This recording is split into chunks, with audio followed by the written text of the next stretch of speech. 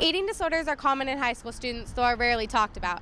I talked to a high school student who recovered from an eating disorder, as well as professionals at recovery care facilities near Frisco.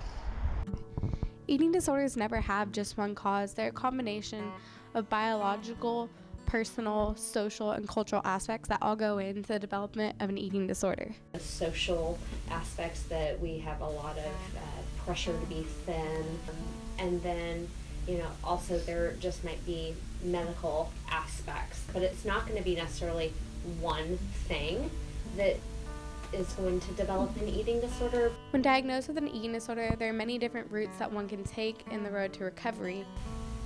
If somebody comes and says, I am struggling, starting out with seeing a therapist or an outpatient dietitian is absolutely helpful. High school students are under an insane amount of pressure, which is definitely a trigger for developing an eating disorder. To a high school student who recovered from an eating disorder to hear more about her journey. We changed her name in order to keep her identity anonymous. How did you develop your eating disorder? What initially led to it? I think it kind of started after my grandparents passed away and my sister was going through some stressful times, and it was just like a really hard time in my life. I think it became important to me because it gave me something to control, and it just felt like a stress outlet, kind of. What led you to finally seeking help? I didn't seek help. My parents forced me into treatment.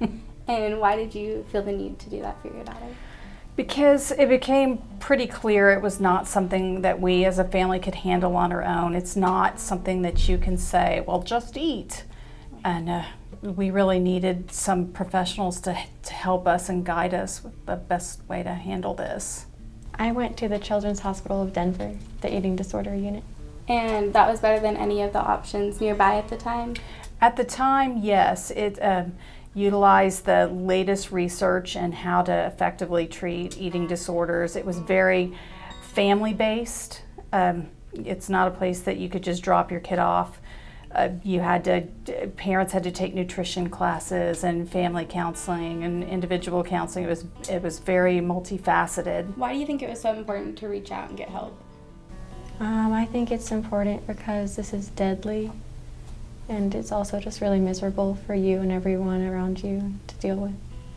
This has the highest mortality rate of any mental affliction. I think I recently read that 23 people a day die from complications from eating disorders. This has been Emma Bittner, Sen 10 News.